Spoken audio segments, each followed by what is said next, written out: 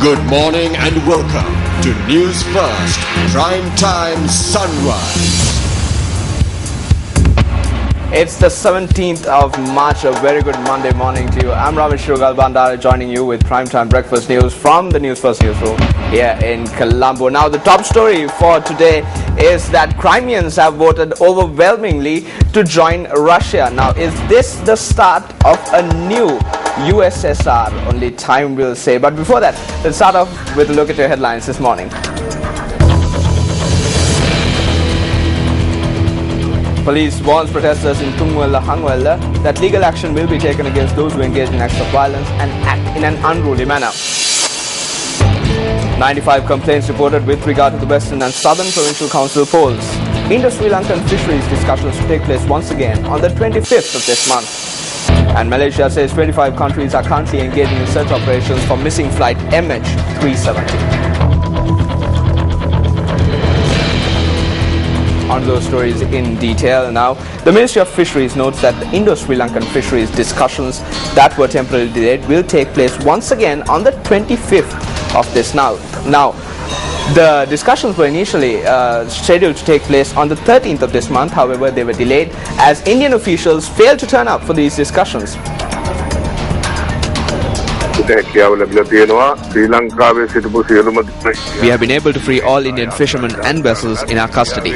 All Sri Lankan fishermen in Indian custody have also been released.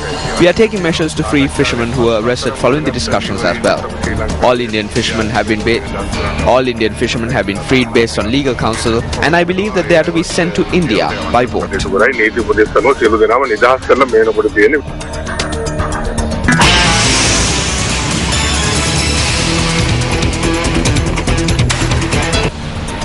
Now, an unfortunate incident took place yesterday in Hangwella as the OIC of the Boralla police passed away while attempting to intervene in a protest in the Hangwella area. Now, riot police was eventually deployed to defuse the situation. Here's what happened yesterday.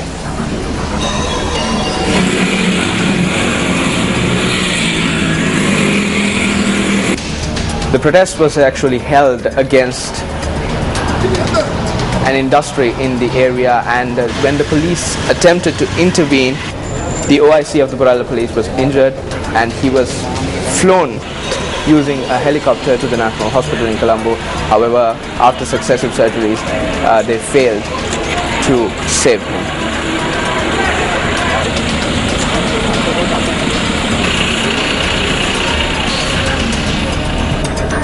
Joining us this morning via live DG technology is SSP Ajit Rohana, the police media spokesperson, to bring us up to date, up to speed on the latest developments with regard to the investigations into this incident. Good morning, Mr. Ajit Rohana.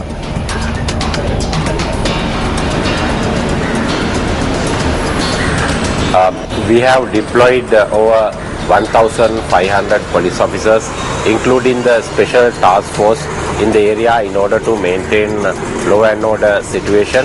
Now the situation has been normalized and vehicle movements are freed. A special police team has been deployed in order to conduct investigation into the incident, especially the death of Chief Inspector Prasad Sirivardhana. A CID team has gone to Tunnana area. We would like to make a special request from the villagers and the general public in the area that you should not involve in any criminal or violent activities. Be calm every time. We are conducting mobile patrols and other police patrols continuously. The issue has been brought to the court. The matter is before the court. So we are ready to implement the court decision in due course.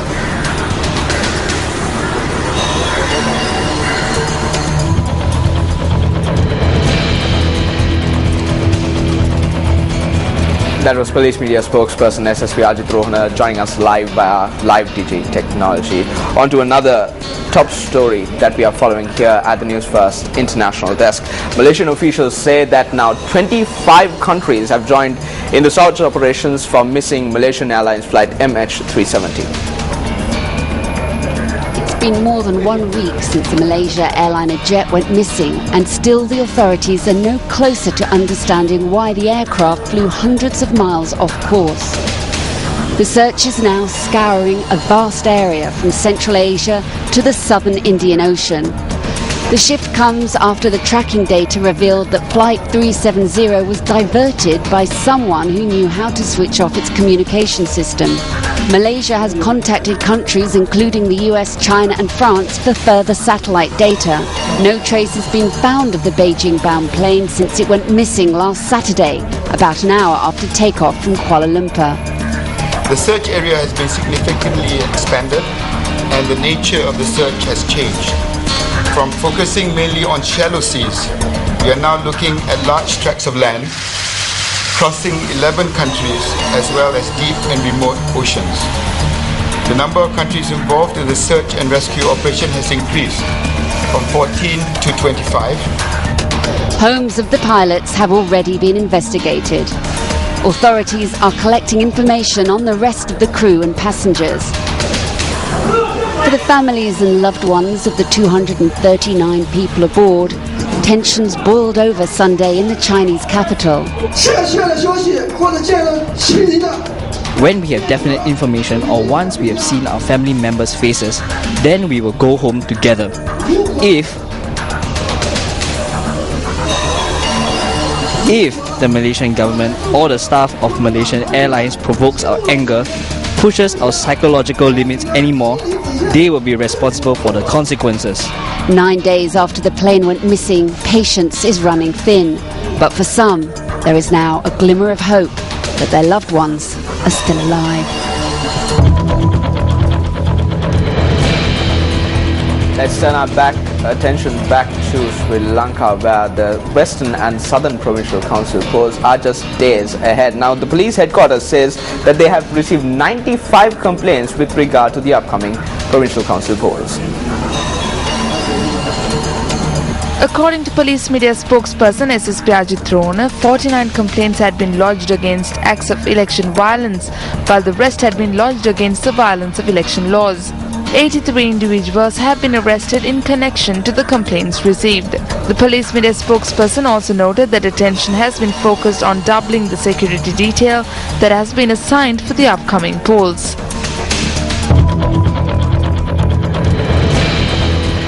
Newsfirst District Secretary DPG Kumarasiri notes that the fire which erupted in close proximity to the Watawala railway station is continuing to spread. He notes that firefighters were unable to douse the fire last night as a result of it spreading across a large area. The fire erupted at around 3:30 p.m. yesterday in close proximity to the Watawala railway station. Newsfirst District Secretary DPG Kumarasiri notes that the fire spread rapidly due to the dry weather conditions, and as a result of this, firefighters found it difficult to contain the inferno.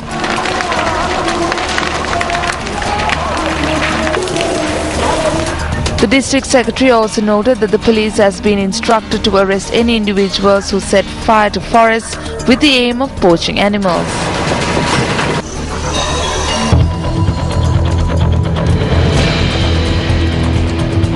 Now, the main task of the clergy is to preach to the masses and direct them onto the correct path. This story is about a member of the clergy who does his part to uplift the agriculture sector while spreading the message of peace. This is a paddy field cultivated by the chief incumbent of the Valikada Ginidamana Sri Jinendra Ramavihare in Polonnaruwa. Locally produced paddy has been cultivated on this 6-acre plot of land. The speciality of this paddy field is that no fertilizers or pesticides have been used to grow these crops. The chief incumbent pointed out that his main aim is to promote local strains of paddy among the public.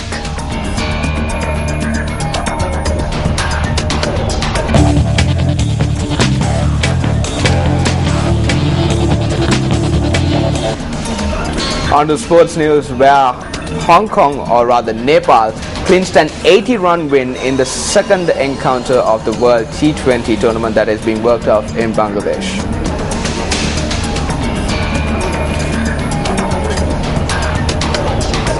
winning the toss and electing to field first, Hong Kong struck an early blow to Nepal as they dismissed Separ Kagurkeli for 22 runs.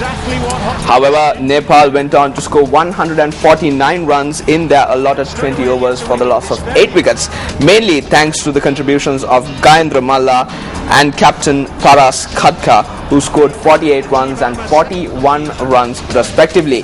Hasib Amjad was the key wicket taker for Hong Kong, bagging 3 wickets for 25 runs. It's a massive hit that should be taken. It's a yes, it's quite straight up in the air. Is this going to be safe or taken? Oh, they looked at each other. Now this Group A encounter was worked off at the Ahmad Chowdhury Stadium. Hong Kong, who were set a target of 150 runs for victory, were bowled out for just 69 runs in 17 overs. B. Regumi and Shakti Gauchan were the chief destroyers for Nepal, bagging 3 wickets apiece.